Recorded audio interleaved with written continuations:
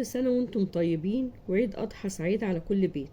لو لسه محتارة تعملي ايه في العيد أو نفسك تعملي منيو كامل يفرح العيلة ويبهرهم، يبقى الفيديو ده ليكي.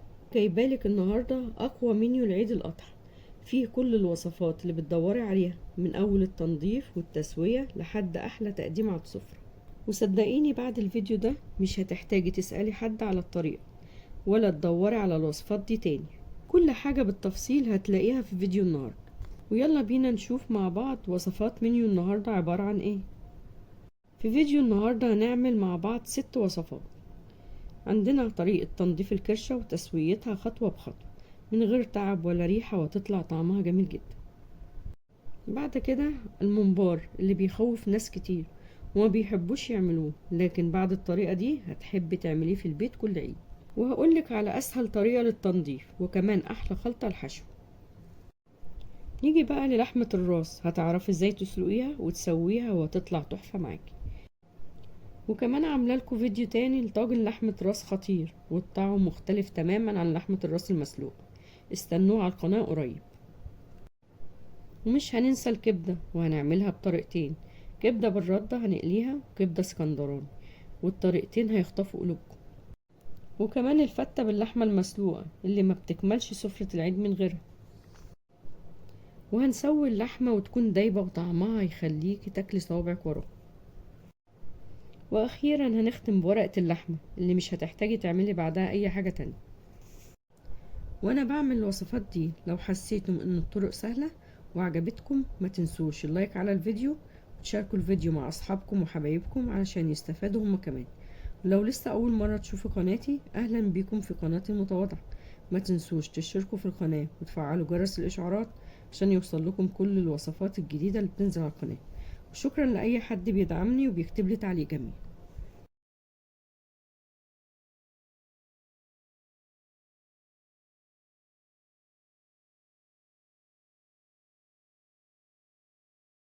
والنهاردة هعمل لكم لحمة الراس بطريقة سهلة وبسيطة وطعم خطير زي البلد وأحلى كمان. وإذا عجبكم الفيديو ما تنسوش اشتراك في القناة وتفعيل جرس الإشعارات ولايك وشير مع غيركم عشان الكل يستفيد. ندخل على المقادير على طول. نص كيلو لحمة راس أو أي كمية انت عايزاها، بصلة مبشورة، طماطمية مبشورة، ورق لوري، حبهان، ملح، فلفل، كمون، قرفة، جنزبيل، بهارات لحمة، كوبايتين شرب. نجيب حلة ونحط فيها كوبايتين مية ونرفعها على النار تغلي. بعد كده ننزل فيها اللحم ونسيبها على النار لمدة من 10 دقايق ل15 دقيقة. وانا كده مش بسويها، انا عايزة اتخلص من ريحة الزهرة اللي فيها. بعد ربع ساعة نطلع اللحمة من المية ونرمي المية.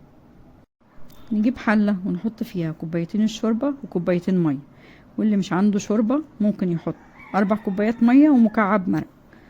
ونحط عليها التوابل والبصلة والطماطم وننزل اللحمة ونظبط الملح بتاعها ونرفعها على النار لحد ما تغلي. اول ما تغلي بنهدي النار ونسيبها تستوي براحتها. لو ظهر ريم على وش الشوربة الافضل نشيله. ودي اللحمة بعد ما استوت. نبدأ نجهز الصلصة بتاعتها. نجيب كوبايتين من الصلصة، ودي الصلصة اللي عملتها معاكم على القناة وهسيب لكم الرابط في صندوق الوصف. نجيب طاسة ونحط فيها معلقتين سمنة بلدي على زيت، وبصلة متقطعة صغير، ومعلقة توم مفروم، وده التوم اللي عملته معاكم على القناة وهسيب لكم الرابط في صندوق الوصف. نشوح البصلة والثوم في السمنة مع الزيت، ننزل عليها صلصة الطماطم يغلوا غلوتين مع بعض. ده شكلها بعد ما خلصت. نجيب حلة اللحمة ونحط عليها الصلصة ونقلبهم في بعض، نرفعها على النار مرة تانية تغلي غلوتين، نرفعها من على النار وهي كده جاهزة للأكل. ودي أسهل طريقة تعملي بيها لحمة الراس من غير مقادير كتير وتضييع وقت. أتمنى تجربوها، هتعجبكم إن شاء الله. وبكده نكون خلصنا فيديو النهاردة، وأشوفكم في فيديو جديد إن شاء الله. الممبار ازاي تنضفيه وطريقة تفريزه بطريقة صحيحة هتخرجيه من الفريزر كأنه طازة لسه شاريه، وازاي تحشيه وكمية الرز المظبوط، وازاي تسويه بطريقة سهلة وبسيطة. حتى لو لسه أول مرة تعمليه هتعمليه بكل سهولة إن شاء الله. وإذا عجبكم الفيديو ما تنسوش اشتراك في القناة، تفعيل جرس الإشعارات، ولايك وشير مع غيركم عشان الكل يستفيد. ندخل على المقادير على طول. نص كيلو ممبار عجالي، وتقدري تضاعفي الكمية. نص كيلو رز 3 كوبايات. كوبايتين صلصة، ودي الصلصة اللي انا عملتها معاكم على القناة، وهسيب لكم الرابط في صندوق الوصف. بصلة مبشورة، فلفل، كمون، ملح، قرن فلفل بلدي متقطع، بقدونس، شبت، نعناع، واللي يحب الكزبرة يحطها، طماطمية مبشورة، بصلة صغيرة متقطعة صغير، ودي للصلصة الطماطم، معلقتين دقيق، نص ليمونة، معلقة كبيرة ملح عادي. ندخل على الطريقة على طول. اول حاجة هنجهزها، هنعمل الصلصة. نجيب طاسة ونحط فيها شوية زيت، ونشوح البصلة فيها، ونحط عليها الصلصة تغلي غلوتين، ودي الصلصة بعد ما خلصت وبقت جاهزة نسيبها على جنب. تاني حاجة هي الرز. ناخد الرز نغسله وننقعه في مية ونسيبه لمدة 10 دقايق، بعد كده بنصفيه ونسيبه على جنب. كده كل حاجة الممبار جاهزة. نبدأ نجيب الممبار، ناخد الممبار ولو فيه دهنة كتير بنشيلها ونسيب جزء صغير منها، ونبدأ نقلب الممبار زي ما بعمل في الفيديو، والأفضل تقلبيه تحت المية علشان يتقلب معاكي أسرع وتعرفي تنضفيه أسهل. والطريقة التانية بتنضفيه بمقص بالشكل ده، فيه فتحة من الجنب، ودي معمولة تنظيف الممبار. بندخل فيها الممبار وهو مقلوب، نبدأ نسحبه، هتلاقيه بينضف معاكي بسهولة. وفي طريقة تانية خالص لو مش متاح عندك مقص من النوع ده، وهو انك بعد ما تقلبيه بتصفيه من المية كويس، وتحط عليه كمية كبيرة من الملح، وتغسليه كويس من الملح والليمون. واسهل طريقة لو مش حابة تتعبي في تنظيفه، تقدري تجيبيه من الجزار متنضف جاهز. وبعد ما نضفت الممبار بنصفيه من المية، ونحط عليه معلقتين الدقيق والملح العادي ونص ليمونة، ومش بنحط خل لان الخل بيثبت الريحة فيه. بنقلبه كويس زي ما بعمل في الفيديو، واسيبه 10 دقايق، واغسله مرة تانية واصفيه من المية، وهو كده جاهز عشان تحشيه. لو عندك كمية كبيرة من الممبار بعد ما نضفتيه وغسلتيه كويس، بنجيب كيس فيه شوية مية ونحط فيه الممبار ونحطه في الفريزر، وتقدري تطلعيه وتستخدميه وقت ما تحتاجيه، وهيكون معاكي طازة مش مكرمش كأنك لسه شارياه. نبدأ نجهز خلطة الممبار. نجيب طبق ونحط فيه الرز والتوابل والخضرة ونقلبهم في بعض كويس، بعدين نحط عليهم الصلصة ونقلب كل ده مرة تانية، ونظبط الملح.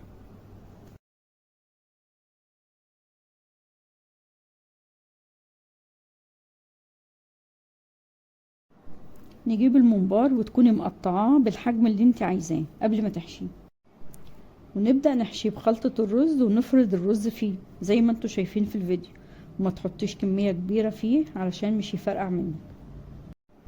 وانا بحشيه بفتحه بصوابعي زي ما انتوا شايفين في الفيديو.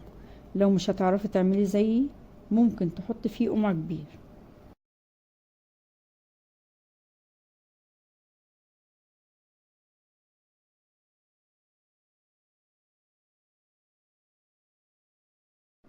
ودي الكمية بعد ما خلصت. نجيب حلة ونحط فيها كمية كبيرة من المية، ونرفعها على النار لحد ما تغلي. نبدأ ننزل فيها الممبار واحدة واحدة، ولو تلاحظي انا ما ربطتوش لانه اول ما بينزل في المية المغلية بيتقفل من الجنبين لوحده زي ما انتوا شايفين في الفيديو. وبحط عليه معلقة صغيرة ملح. وده الممبار بعد ما استوى، وانا بختبر سواه بمعلقة مش بسكين، ولو اتقطع معاكي بسهولة يبقى استوى. واحنا بنسيبه على النار لمدة نص ساعة قبل ما اشوفه استوى ولا لسه. واخر حاجة بنعملها في الممبار ان احنا بنحمره، بس قبل ما نحمره بننضفه كويس من اي رز موجود عليه، لان الرز ده بيفرقع واحنا بنحمره في الزيت. نجيب طاسة ونحط فيها كمية من الزيت ونسخنه كويس، بعد كده بننزل فيه الممبار ونحمره من الجنبين، ولازم الزيت يكون ساخن عشان مش يلزق منك في الطاسة. وده الممبار بعد ما اتحمر، هو لونه ذهبي وجميل وريحته تجنن ومستوي كويس وطعمه خطير ما شاء الله. نص كيلو ممبار عمل كمية كبيرة خالص، لازم تجربوه مش هتندموا. وبكده نكون خلصنا اسهل واسرع طريقة لعمل الممبار، وبأسرار جديدة مش هتشوفيها عند حد تاني. اتمنى تجربوه وتقولولي في رأيكم في التعليقات، واشوفكم في فيديو جديد ان شاء الله. تنظيف الكرشة وتفريزها وتسويتها بأبسط طريقة ممكن تشوفيها، حتى لو لسه أول مرة تعمليها هتقدري تعمليها بكل سهولة إن شاء الله. وإذا عجبكم الفيديو ما تنسوش اشتراك في القناة وتفعيل جرس الإشعارات ولايك وشير مع غيركم عشان الكل يستفيد. ندخل على المقادير على طول. الكرشة الكمية اللي انت عايزاها، وهي نوعين، فيها نوع فاتح خالص مش بيحتاج تنظيف كتير، والنوع التاني زي الغامق اللي معايا وده بيحتاج تنظيف شوية.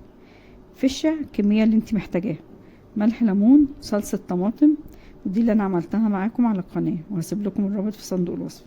كوبايتين شوربة، بصلة صغيرة متقطعة، طماطمية مبشورة، قرفة خشب وقرفة مطحونة، ورق لوري، ملح، فلفل، كمون، جنزبيل، واي بهارات تحبيها. اول حاجة نبدأ ننضف الكرشة عن طريق ان احنا بنرش عليها كمية من ملح الليمون مش كتير، بعدين نصب عليها مية مغلية، وانتي اول ما بتحط عليها المية المغلية بتلاحظي لونها بيبقى فاتح خالص، ممكن تغسليها كويس خالص من ملح الليمون وتستخدميها على طول، او تعملي زي ما هعمل في الفيديو دلوقتي، ونبدأ ننضفها بايدك او بسكينة زي ما بعمل في الفيديو، وهي بتتشال بسهولة طالما استخدمت مية مغلية، وبنضفها وهي سخنة مش بسيبها تبرد.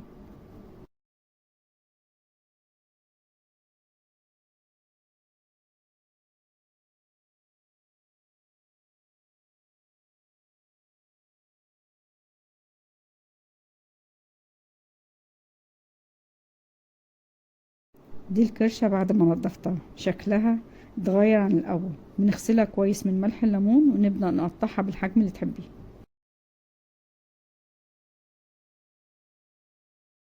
ودي الكرشة بعد ما قطعتها كلها برش عليها شوية ملح وعصرة ليمون ونسيبها 10 دقايق على جنب، ومش بنحط عليها خل خالص لانه بيثبت الريحة فيها. احنا بنستخدم الليمون والملح عشان بيشيل ريحة الكرشة. ناخد الفشة ونقطعها بالحجم اللي تحبيه، بس الافضل تقطعيها قطع كبيرة شوية علشان هي بتكش شوية. بعد ما قطعتها بغسلها بشوية مية، نجيب حلة ونحط فيها مية ونسيبها تغلي كويس، واول ما تغلي نحط فيها الكرشة بعد ما غسلناها كويس من الملح والليمون، نحطها هي والفشة في المية المغلية لمدة ربع ساعة. طب لو عندك كمية كبيرة من الكرشة والفشة مش هتعمليها مرة واحدة، هنعمل نفس خطوات التنظيف والتقطيع، ونجيب اكياس نحط فيها شوية مية ونحط فيها الكرشة والفشة ونحطها في الفريزر، وقت ما تحتاجيها هتلاقيها كأنها طازة لسه عاملاها. بعد كده هنجهز الصلصة بتاعتها، نجيب بصلة وثوم مفروم، وده اللي انا عملته معاكم على القناة وهسيب لكم الرابط في صندوق الوصف، ومعلقتين سمنة على زيت، ونشوح فيها البصلة والثوم ونحط عليها الصلصة، نسيبها تغلي غلوتين بس هي كده كده مستوية، وده شكلها بعد ما استوت. ودي الكرشة بعد ما غليت لمدة ربع ساعة بطلعها من المية المغلية وبرمي ميتها واعمل لها شوربة جديدة. نجيب حلة ونحط فيها كوبايتين الشوربة، ولو مش عندك شوربة تقدري تستخدمي كوبايتين مية مع مكعب مرق، نحط فيها الكرشة والفشة وكل التوابل والبصل والطماطم ونقلبهم كويس ونحطها على النار لحد ما تغلي، نبدأ نهدي النار ونسيبها لحد ما تستوي. ودي الكرشة بعد ما استوت وانا بختبرها بالمعلقة مش بسكينة وهي مستوية خالص.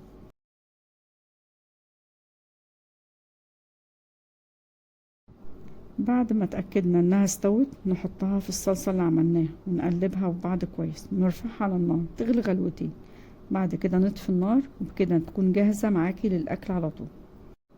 ده شكلها بعد ما خلصت وعملتها بأبسط طريقة ممكن تشوفيها. أتمنى تجربوها وتقولولي رأيكم في التعليقات، وبكده نكون خلصنا فيديو النهاردة، وأشوفكم في فيديو جديد إن شاء الله. والنهاردة هعمل لكم أسهل وأطعم ورقة لحمة ممكن تعمليها ودايبة دوب زي الزبدة. وإذا عجبكم الفيديو ما تنسوش اشتراك في القناة وتفعيل جرس الإشعارات ولايك وشير مع غيركم عشان الكل يستفيد. ندخل على المقادير على طول.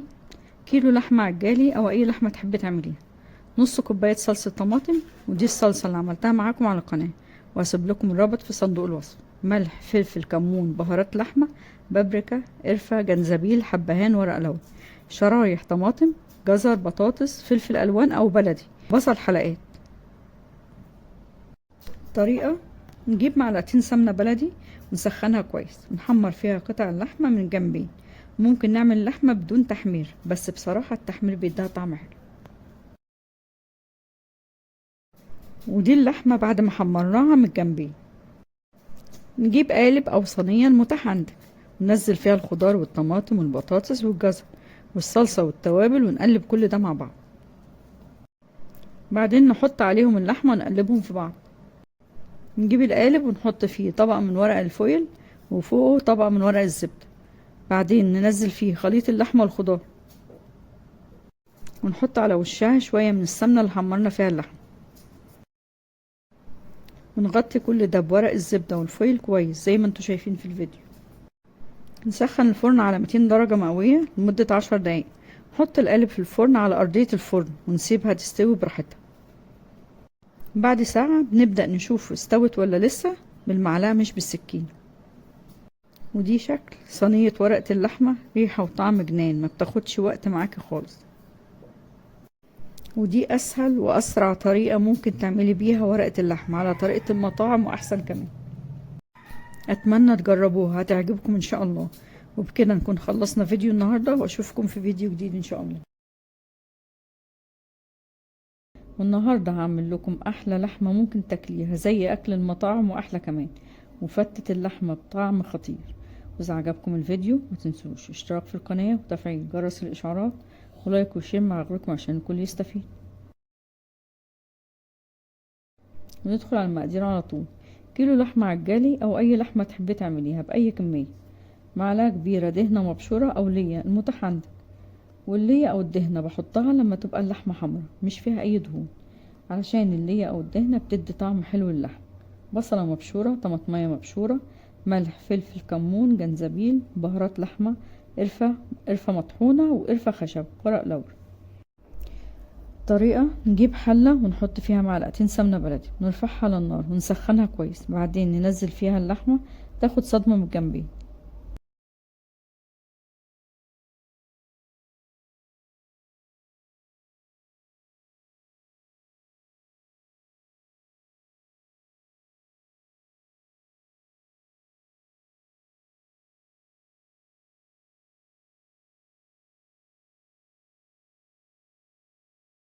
بعد كده بننزل اللية مع كمية اللحمة كلها ونقلبهم كويس لحد اللية ما تسيح وتدي طعم للحم.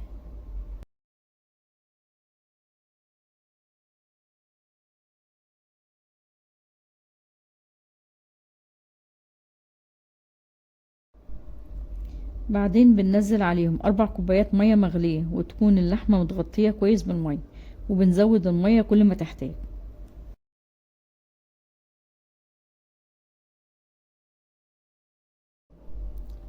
بعد كده بنضيف لها البصلة والطماطم والملح والتوابل كلها ونقلبهم في بعض كويس، ونسيبها لما تغلي، ولو ظهر ريم بنشيله ونهدي النار لحد ما تستوي براحتها. بعد ساعة بشوف اللحمة استوت ولا لسه ما استوتش.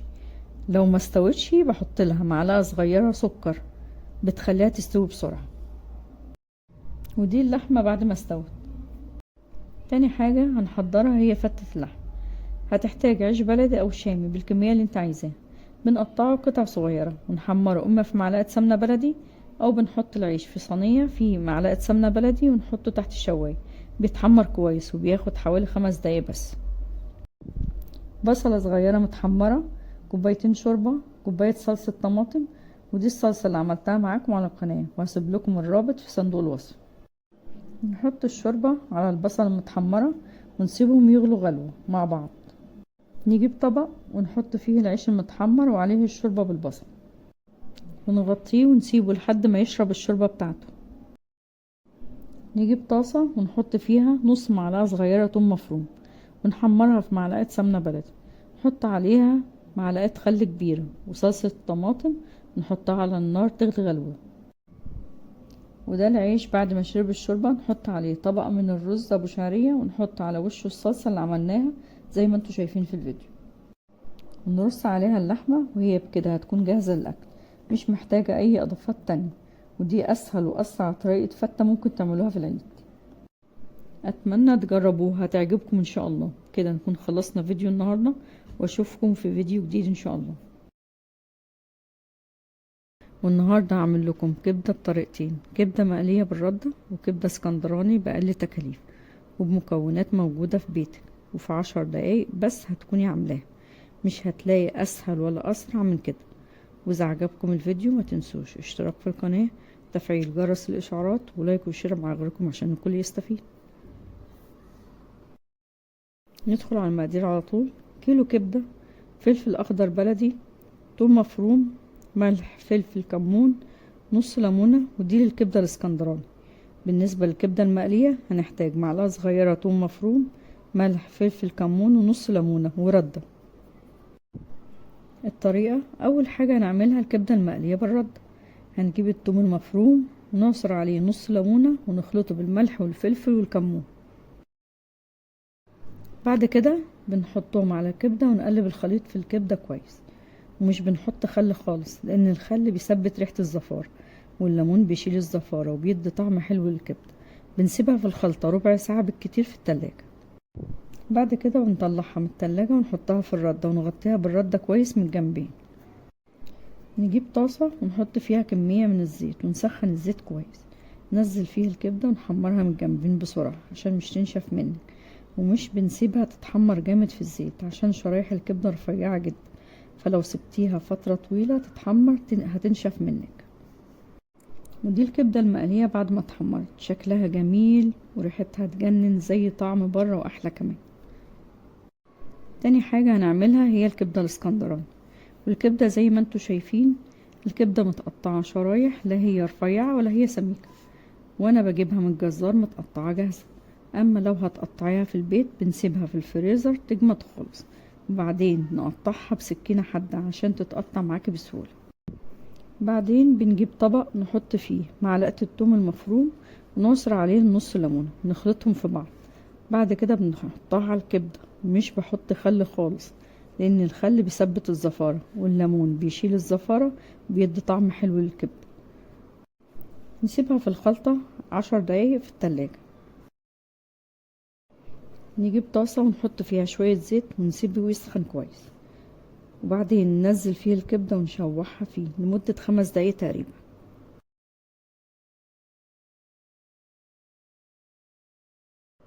نشيل الكبدة بعد ما شوحناها وننزل في نفس الزيت اللي شوحنا فيه الكبدة الثوم المفروم ونشوحه تشويحة بسيطة.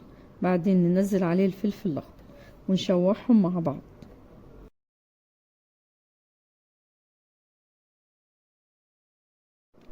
أول ما بنشم ريحة الفلفل مع الثوم بننزل عليهم الكبدة تاني ونشوحهم مع بعض تاني لمدة 5 دقايق، بس هتلاقيها استوت معاكي كويس. ودي الكبدة بعد ما استوت وهي مش بتاخد وقت خالص، حوالي 10 دقايق بس، وبتكون جاهزة معاكي للأكل وبالهنا والشفا. وتقدري تعمليها في سندوتشات فينو مع عصرة ليمون وشوية سلطة طحينة. هتدوقي أحلى كبدة اسكندراني، أحلى وأنضف من بره بكتير. وفي الاخر الفيديو ده يعتبر دليل ليكي في العيد، وزي ما شفتم عملنا كل حاجة بالتفصيل، وكل وصفة معمولة بكل سهولة عشان تطلعيها مظبوطة من اول مرة ان شاء الله. جربوهم وقولولي رأيكم بصراحة في التعليقات. لو عندكم اي استفسارات في فيديو النهاردة او اي وصفة تانية اكتبوها لي وان شاء الله هرد عليكم. وبكده نكون خلصنا فيديو النهاردة، واشوفكم في فيديو جديد ان شاء الله.